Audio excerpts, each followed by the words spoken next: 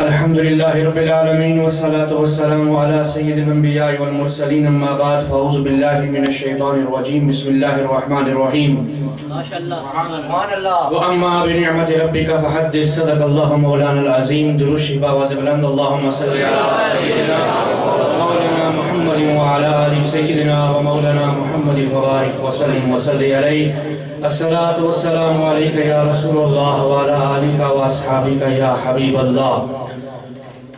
Respected Honorable Ulama Karam, elders, youngsters, brothers, Assalamu alaikum wa rahmatullahi ta'ala wa barakatuh.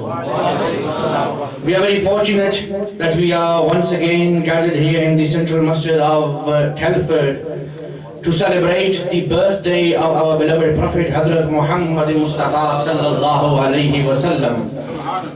Under the leadership of a very great Alim-e-Deen, a very great scholar, who is not only a scholar, but also is a very great Shaykh, or shall I use it in my words, Shaykh Kamil, Pir-e-Tariqat, Rahbar-e-Shariyat, Muhsin-e-Ahl-e-Sunnat, Hazrat-e-Allama, Sahibzada, Pir Muhammad Tahir Chishti Sahib Damat Barakatum Ghousia, who at the same time is a Alim-e-Deen, he is a Khatib, he is also a very good mudarris, he knows how to teach as well, and at the same time he is a very great Sufi leader also.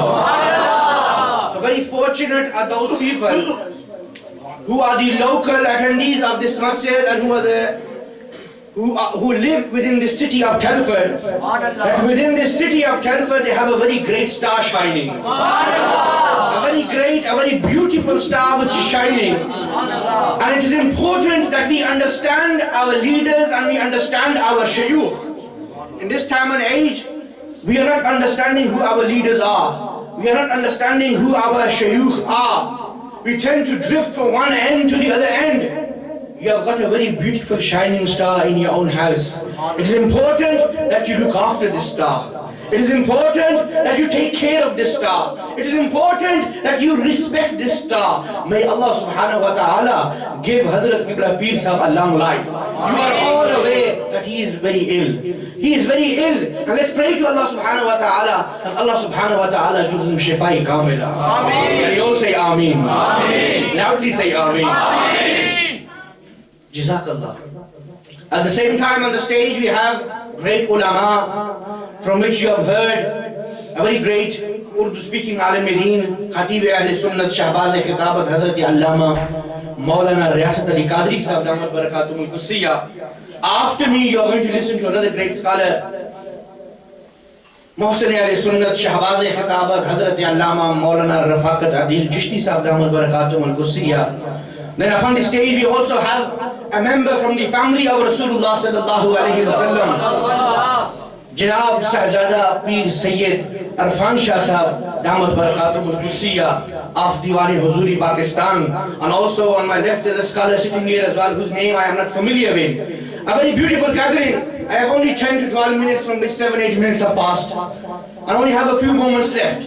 You are very fortunate people who have gathered here today to celebrate the birthday of Rasulullah sallallahu alayhi wa sallam.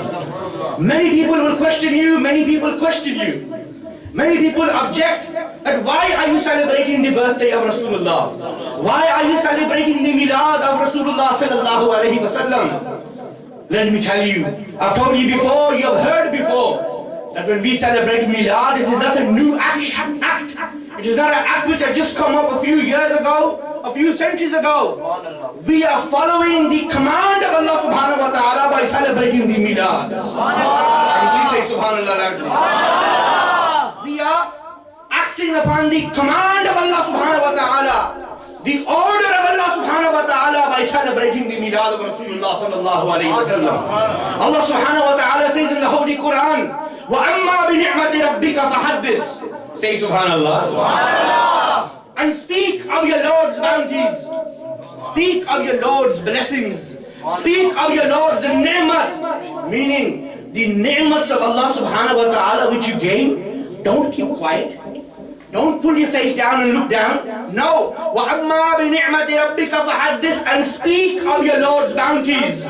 Speak of your Lord's blessings. And which is the greatest blessing of Allah subhanahu wa ta'ala?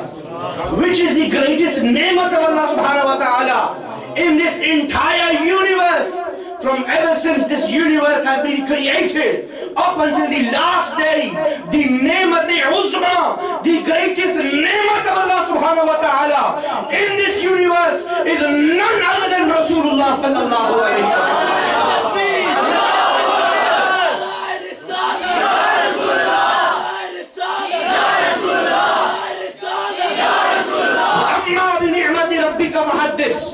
And speak of your Lord's bounties, and that is what we are doing. That is what we are doing. And then tell me, when we celebrate the Milad of Rasulullah sallallahu alayhi wa sallam, when we celebrate the birthday of the Holy Prophet, peace be upon him, what are we doing?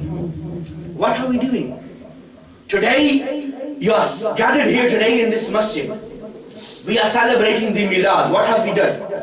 The Quran was recited. The book of Allah was recited. Now tell me, is that a good action or a bad action? Good action. Reciting the book of Allah subhanahu wa ta'ala, the Holy Prophet, peace be upon him, said, you recite one letter of the Quran, Allah subhanahu wa ta'ala shall give you 10 good deeds. Allah subhanahu wa ta'ala shall erase 10 of your bad deeds. Allah subhanahu wa ta'ala shall raise 10 of your ranks. So when you recite one letter of the Quran, your good deeds are increasing, your bad deeds are decreasing, your ranks are rising. So in this gathering, when we recited the Holy Quran, did we do a good action or did we do a bad action? Did we gain reward or did we gain guna? Our good deeds increased, our bad deeds decreased. After that, what happened? Then a naat, a praise of Holy Prophet, peace be upon him, was recited in the form of poetry. Now praising Rasulullah sallallahu alayhi wa sallam, is that a good action or a bad action? Good action. The word Muhammad sallallahu alayhi wa sallam means the most praised one. So by reciting the naat of Rasulullah sallallahu alayhi wa sallam, by praising Rasulullah sallallahu alayhi wa sallam, our good deeds again are increasing. After the naat of the Holy Prophet, peace be upon him, what happened? Scholars stood on the stage, stood on the mic, and they started to talk about the Holy Prophet, peace be upon him. Now you tell me, is talking about the Holy Prophet, peace be upon him, talking about the birth of the Holy Prophet, talking about the miracles of the Holy Prophet, talking about the Miraj of the Holy Prophet, talking about the Milad of the Holy Prophet, talking about how the Holy Prophet, peace be upon him's appearance was, talking about how the Holy Prophet, peace be upon him, used to walk in the streets, talking about the practices of Rasulullah sallallahu alayhi wa sallam, talking about the teachings of Rasulullah sallallahu alayhi wa sallam, talking about the message of Rasulullah sallallahu alayhi wa sallam. Is that a good act or a bad act? It's an excellent act. How are we going to learn? How are we going to understand our deen? So by celebrating the Milad of Rasulullah sallallahu alayhi wa sallam, we are acting upon the Quran and we are educating ourselves with our religion. We are educating ourselves with our religion in the presence of these great ulama.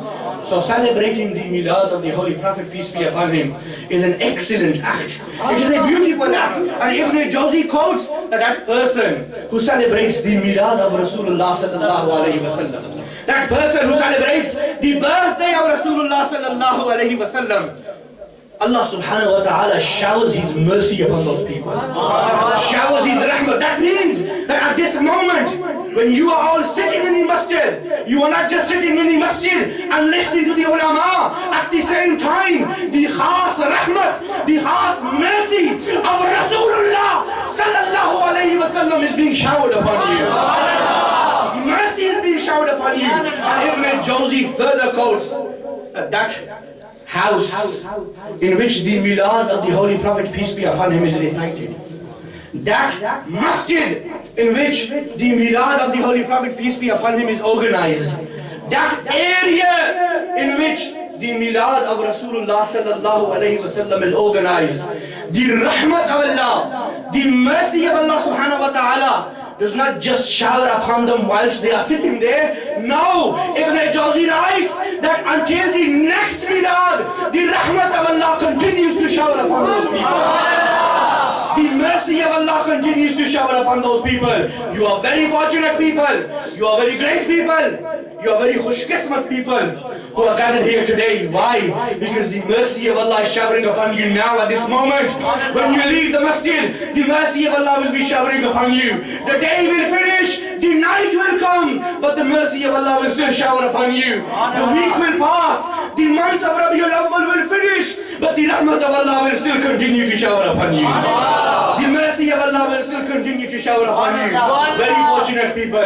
You are very fortunate people, and why shouldn't we celebrate the Milad of Rasulullah sallallahu alayhi wa sallam? Our Holy Prophet, you were talking about the beauty of Rasulullah. Our Allama Sahib was talking about the beauty of Rasulullah sallallahu alayhi wa sallam.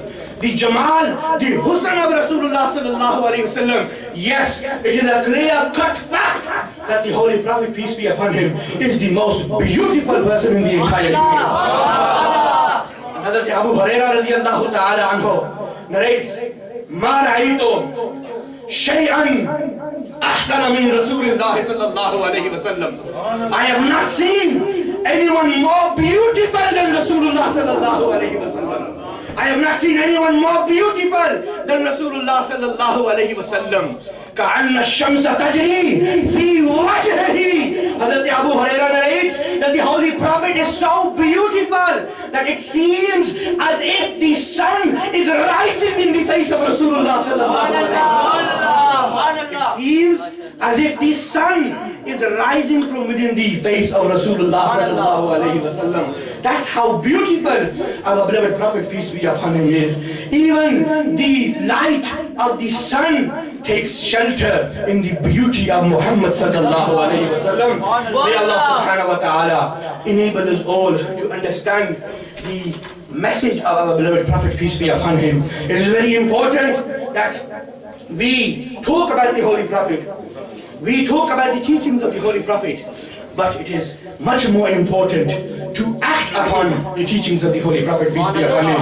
It is much more important for us to act upon the message of Rasulullah sallallahu alayhi wa sallam. The Holy Prophet, peace be upon him, said, "Man ahabba sunnati faqad ahabbani." That person who has love for my sunnah has love for me. So if you love the Holy Prophet, peace be upon him, you have to love the sunnah of the Holy Prophet. And how do we love the sunnah? How do we love the practices? How do we love the teachings of the Holy Prophet, peace be upon him?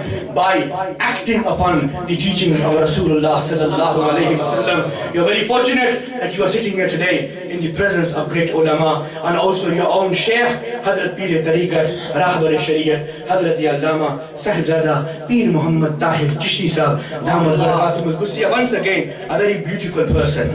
Very beautiful person, very learned person, a very great scholar, very great alim, and also a very great Sufi. May Allah subhanahu wa ta'ala enable you all to understand how great this person is. Because normally the people of the house don't understand how great the scholars are, how great the imams and the shayukh are. But go outside and you will see how much respect and how much honor this person has in this country and abroad in other countries. May Allah subhanahu wa ta'ala prolong his life. May Allah subhanahu wa ta'ala keep his shadow upon the Ahl Sunnah wal Jama'ah and his murideen for a very long time. Ameen. Jazakallah wa ma alayna illa al-bala.